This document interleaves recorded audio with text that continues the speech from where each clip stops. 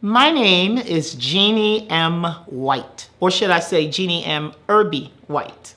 I graduated from Delsea High School in 1973. Don't take a deep breath.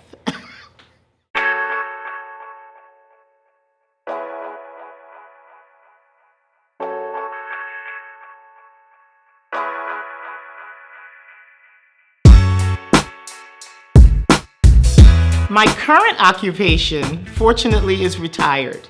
However, before all of that, between college and retirement, I actually had two careers.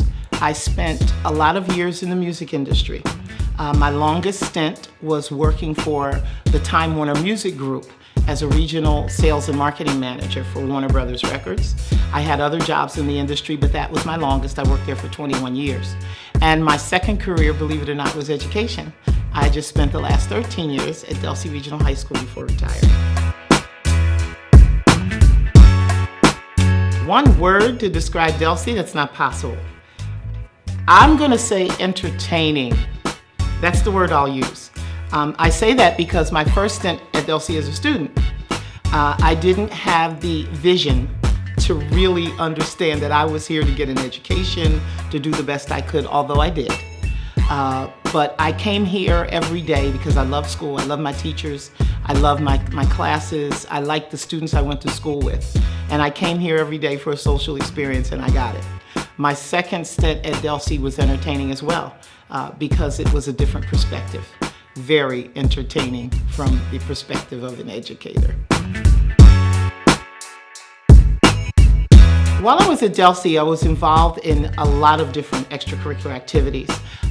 From 7th grade, because when Delsea was 7 through 12, when I started coming here. And 7 through 12, I was always a class officer, either class secretary, vice president of my class. I was involved in the musicals, I was involved in the choir. I was a cheerleader. I was also a majorette. I twirled the baton here at Delsea. I was involved in building the floats. I was involved in the school store. I think 2 or 3 years I worked in the school store here at Delsea. So I was involved in initiating the very first Black Culture League at Delsea High School. So I was involved in quite a bit. While I was in high school, a lot of my classes I enjoyed, but I particularly was drawn to biology, science. I really enjoyed science. And I think that's because of Mr. Lampkin. But I also was drawn to the social sciences and I liked history. Would I change anything about my high school experience? Probably not. And I'm saying that from someone who's lived a long time now, because I understand that everything that happened to me in high school and in life had to happen. I mentioned baton twirling. I took baton lessons for like 7 or 8 years. So I was involved in that a lot. I had a lot of involvement in singing. I used to sing and very involved in my church, involved in my community. My family, my extended as well as nuclear family, spent a lot of time with them as well. I'm glad you said in my life, a big challenge to overcome in my life. When I was a high school student, I may have had challenges, I didn't see them as that, and I may have. The biggest challenge I've had to overcome in my life is raising children. Absolutely and by far the biggest challenge. And everybody involved in my life helped me with that.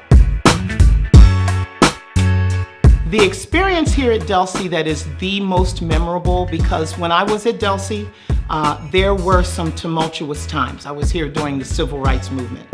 And I'm going to say that the most memorable thing is when we started the Black Cultural League, but in 1972, we actually organized a Miss Black High School pageant.